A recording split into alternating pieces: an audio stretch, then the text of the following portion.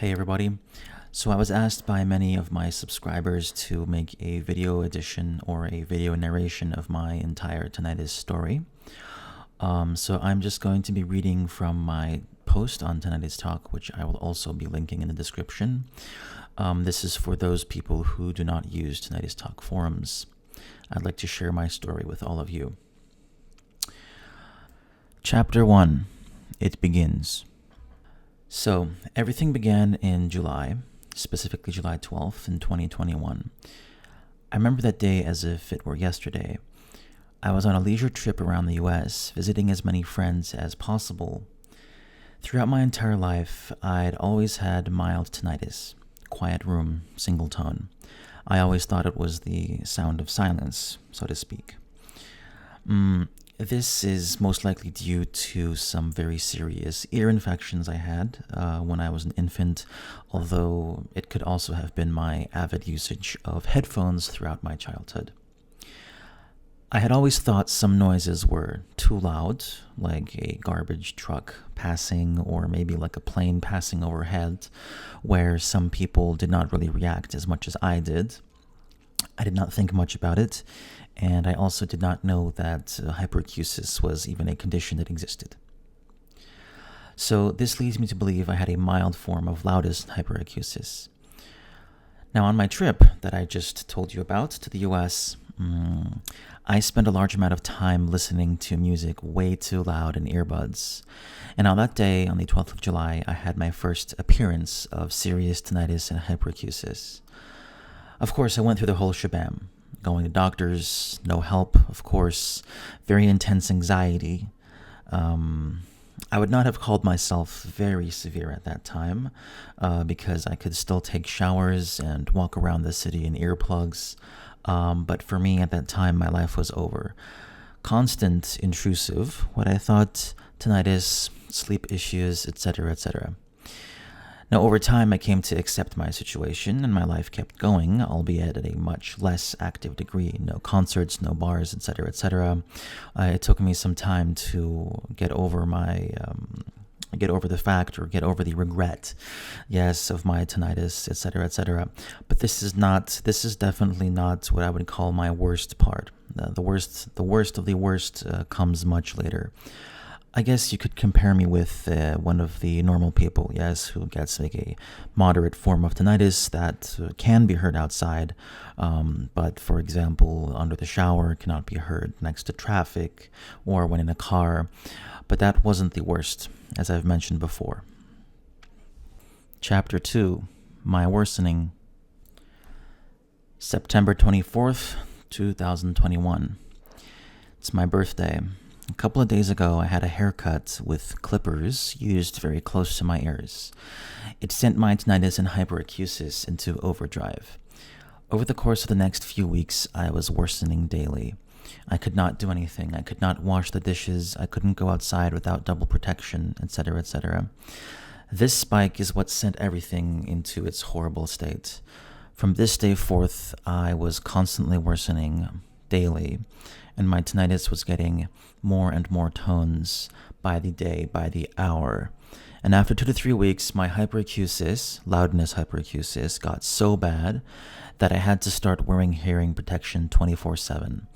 My tinnitus tones changed on a minute-to-minute basis. Every single noise was too loud. Lego falling in the floor sounded like bombs. Swallowing water would spike me permanently, both my tinnitus and hyperacusis. I couldn't eat food without spiking. I couldn't drink. My life became so limited and full of constant torture that all I thought about was death. I didn't want to exist anymore with all of this pain and suffering. All I wanted to do was to sleep, to get relief from the suffering in my dreams. Over the course of the next few months, the worsening continued. My sound tolerance kept falling. My girlfriend at the time broke up with me, and my family ostracized me.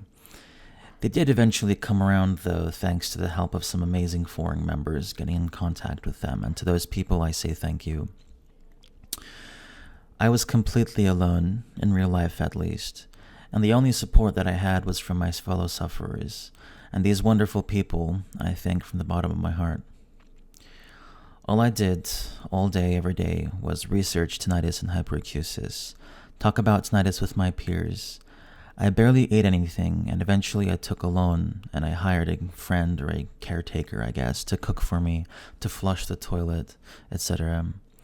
I also bought a sound booth that I could sit inside all day while trying to distract myself from the immense torture. Constantly changing and worsening tinnitus and hyperacusis is a beast that, fortunately, not many people have to deal with. Having fellow sufferers gaslight severe sufferers like me was heartbreaking, and I was such in a pit of anger and hate that I shut down any positivity coming my way. I still do not think that toxic positivity is a good thing, especially for people as bad as I was, though. Also, I'd like to mention, near the beginning of my worsening, I would briefly experience stabbing pain in my ears, something that people call noxacusis or pain hyperacusis. I would also feel deep burning pain in my ears and occasional fullness. This did not, however, last for long, and I wouldn't say that I truly experienced noxacusis. It passed rather quickly. The horrendous loudness hyperacusis remained, however. Chapter 3, 2022, the worst year of my life. I honestly did not have much to say about this year. The first part, especially, I'm talking from January to the spring, was absolutely horrendous.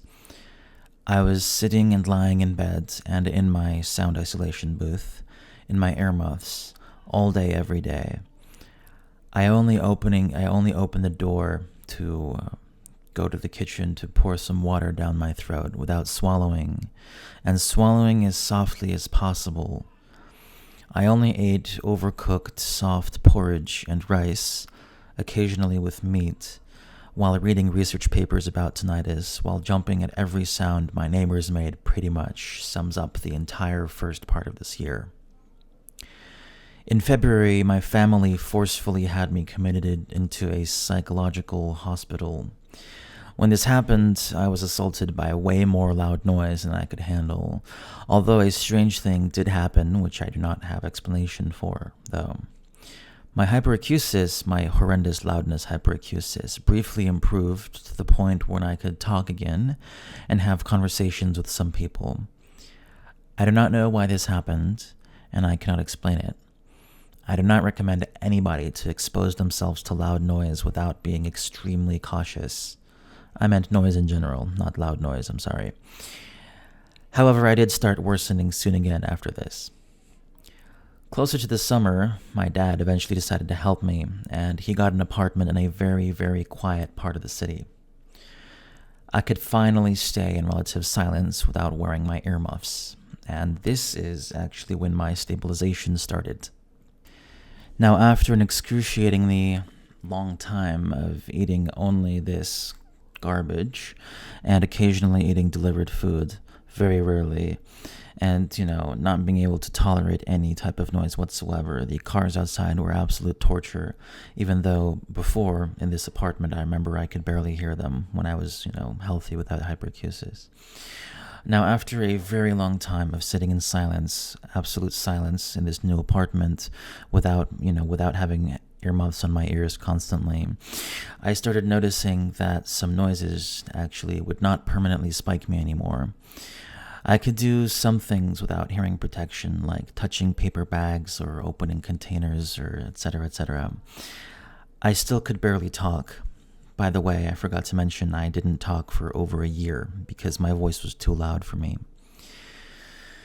Now, back to the story. So I still couldn't talk very much, but I decided to start pushing myself a little bit.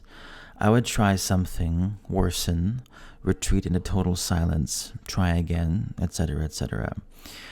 I honestly do not know if this was the reason for my improved stability or not. Maybe it's just a coincidence. Again, I don't recommend anybody to leave their comfort zone if they can help it. I would do some stuff like, for example, go outside at night without hearing protection. I would try cooking sometimes. And if I would get a little bit worse, I would just retreat into silence and wait until I felt comfortable to do it again. Now, the worsening started slowing down, and my tinnitus and hyperacusis were more stable. And by the middle of the summer, I could do things like leave the house, go to supermarkets in my earmuffs, and, have small get-togethers with my friends. By end of the summer, I mean like the autumn. Now, if we're talking about the beginning of the winter of the next year, I could ride in taxis in double protection without worsening too much. And I did go to a resort with my friends where I sang, played the guitar, etc., etc. I may have gone a little bit overboard because I worsened pretty badly after that, but I managed to stabilize regardless. I do not recommend anybody do what I did back then. It's just after so many years of being isolated in my room, I just could not help myself. I wanted to feel a little bit of reality, of real life, a little bit. Now, as many of you may know, or many of you may not know, I actually lived in Russia for the past 10 years for unrelated things. I did, however, move back to the United States for political reasons and to help my grandfather. So I flew under benzos, under clonazepam, which was, what was it? The other one was Xanax. Now, benzos, I don't recommend taking them whatsoever, but if you have to travel somewhere, like by car, by plane for a couple hours, and you don't want to get worse, then I definitely recommend that you can pop a pill or pop 2 pills, and it will, in my experience, prevent you from spiking too much. Now, while I was in the US, the next 8 or 9 months were cycles of me worsening, stabilizing, less and less and less. I lived in a house in the mountains, which was completely silent. Now I can travel anywhere I want, by plane, by train, by cars. I can walk comfortably next to the freeway with earplugs. I wear earmuffs only for long, very long car rides occasionally. However, right now I cannot wear, I can actually not wear earmuffs in the car right now as long as the car is quiet enough. And flights. I wear double protection for flights, obviously. I use earplugs called the Extreme Heroes. Heroes spelled like Hear, heroes. It's kind of like a play on words. And Peltor X5A earmuffs with upgraded cups. I can handle airplanes, some of them, like the bigger ones, like the new Boeing 777, I think, or the 787, only in earplugs, and even I can even take off my earplugs and earmuffs without any protection when we're cruising, but I prefer not to. So the last summer I traveled to, how many countries? I traveled to many different countries. I was all over Europe. I was in Italy. I was in France. I was in Serbia. I was in Greece. I was in Turkey. I was in Cyprus. I was in many places. Yeah, I was in Georgia, I believe, also, and in Armenia as well. So I had a crazy kind of travel or trip, I guess.